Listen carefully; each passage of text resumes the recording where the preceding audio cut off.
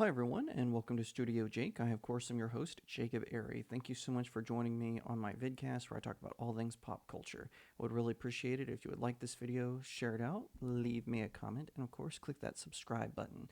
I'm trying to reach 1,000 subs, so every single click or smash or however you prefer, that really helps me out. I appreciate it. All of you are awesome. All right, so I watched the Loki season 2 featurette that was dropped yesterday, and I've got to say, I actually enjoyed Loki season 1. I didn't like that they brought him back, but they did.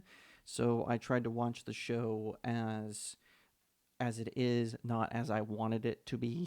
I tend to that's how I tend to approach uh, film and television whenever I review it. And I thought it was pretty good. There was stuff in it I liked, stuff I didn't like. You can read my full review on StudioJakeMedia.com.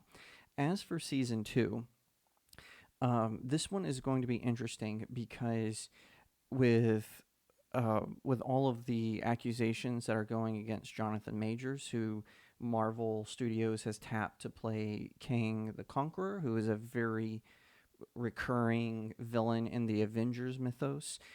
He, of course, appeared in Ant-Man and the Wasp: Quantumania, and he appeared at the end of Loki season 1.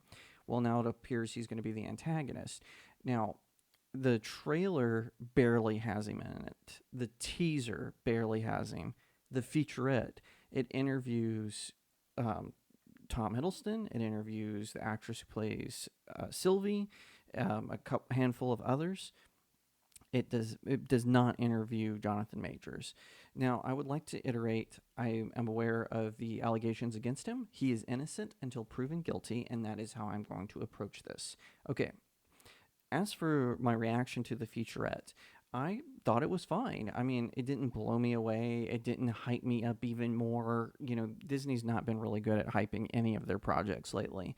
But it piqued my interest. Maybe I'll give it a try. We'll have to wait and see. I do like Tom Hiddleston as an actor.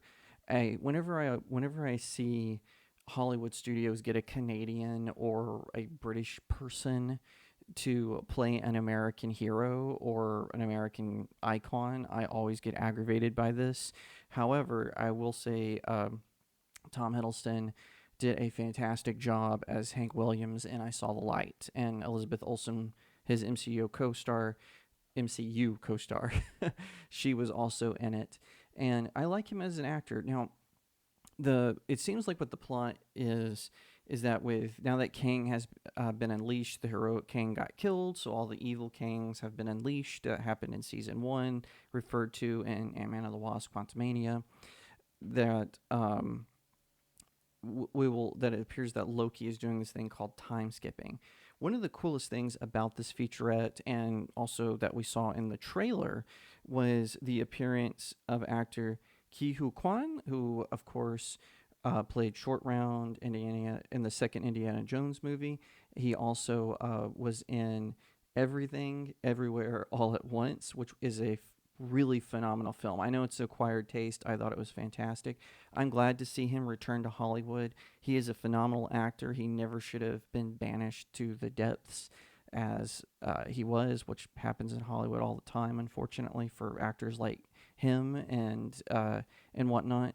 So I'm glad to see him return because I think he is too good of an actor not to be in something like this. And he was one of the people who was featured in the featurette where he said how much he loved Marvel, and it's really good because a lot of the actors that Disney, which owns Marvel Entertainment, they tend to not like the source material.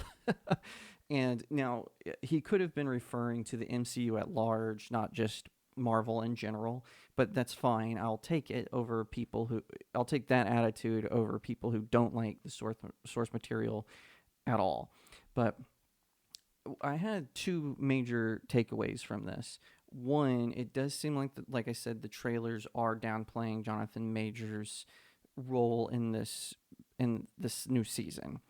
And like I said, I am approaching this as he is innocent until proven guilty. I don't think he was the right choice to play King the Conqueror. Just my personal opinion, I think they should have gone with someone else. That being said, he is a very good actor. I especially liked his role in Creed 3. I know there's some controversy over that film because of what happened with Sylvester Stallone. That being said, I thought Creed 3 was a good movie. I thought that he played the role in that film very well. So I'm curious to see. I didn't like him at all in Ant-Man and the Wasp: Quantumania, but I'm willing to give him a shot in Loki. Um, I kind of alluded to that earlier. The second takeaway is they're really bilking that Loki nostalgia. So Loki was one of the most popular characters in the Infinity Saga. That being that being from Iron Man to Spider-Man: Far From Home. That he was one of the most popular characters, which is why they brought him back for the show, obviously. But I'm kind of concerned because Marvel does this thing that has become, YouTubers like me, we refer to as a bait and switch, which is what Obi-Wan, for instance, was. So they tease you with a nostalgic character like Obi-Wan, but then the show is actually about the mini-me Princess Leia, who was a terrible character, very poorly written. Nothing against the child actress herself, but was not right for that show, and also about the evil. Oh my gosh, why am I blinking on this? The Inquisitor, Riva. It was more about her and Mini-Me Leia than it was about Obi-Wan, and that's just obvious from anyone watching it. They've got to tease you with Obi-Wan because they know you won't watch a show about Riva because no one cares. And I certainly didn't care when I was watching Obi-Wan either. They should have just had Darth Vader involved if they were going to go that route. So, and it also started this dumb trend of people surviving lightsaber stabs to the stomach. I'm not opposed to it happening once or twice, but when it happens so many times, it tells me, yeah, you're out of ideas. All right, neither here nor there. And what I'm saying is I'm worried about that with Loki Season 2. Loki Season 1 was not that. It was not a bait and switch. They introduced Sylvie.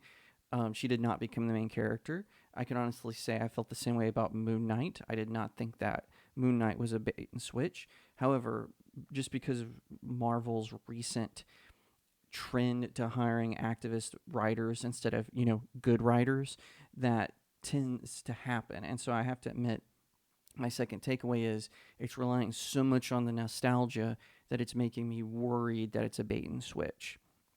And I have no evidence of this. I'm not connected with anyone at Marvel Studios, much less at Disney. That is just my keen eyeball observation that I'm finding. And I've grown to not trust any of these studios, certainly not the celebrities who are striking or the writers who are striking. I don't trust any of them. I would be fine if Hollywood just burned down and we started all over. But whatever the case may be, it does look interesting. I probably will give it a chance. I probably will watch it and see where it goes. Who knows? But what do you think? Let me know in the comments. Are you going to be watching Loki? One aside thing that I thought was kind of interesting is the actress who plays Sylvie, Sophia Di Martino, I believe is her name. I have my notes here. I'm cheating. I admit it. She makes this interesting comment. So in the featurette, she says, you get to see Tom in a suit. And then they show a sequence of scenes with Tom Hiddleston in a suit. Got to say, the man looks good in a suit. It's a fact. But in an era where they have a scene in a TV show in their She-Hulk Attorney at Law where She-Hulk was like going to murder 3 men because they were just kind of obnoxiously flirting with her. I don't want to be objectified, but then here's one of the actresses objectifying Tom Hiddleston. Make up your mind, Marvel. It doesn't work that way where because it's one gender, it goes this way, and because it's another, you can go that way. You have to pick a lane because I guarantee you, if I'm noticing it, audiences are noticing it well. So we'll see what happens with Loki Season 2, and who knows where it's going to go. Thank you so much for watching this video. I hope that you'll give it a thumbs up, that you'll leave me a comment and tell me what you think, that you'll share it out with your friends, and of course, consider subscribing to StudioJake. I cover all kinds of nerd and pop culture topics, including film, television, anime, comic books, and so much more. I hope that you'll also head over to my main website, StudioJakeMedia.com, where I have even more news, views, and commentary. Also, if you'd like to support the channel, head over to my locals page. That's studiojakemedia.locals.com. It's the best way to support me. I'm trying to build a little community there. I have exclusive reviews and articles, so definitely head over there and check it out. And I'll see you next time right here on Studio Jake.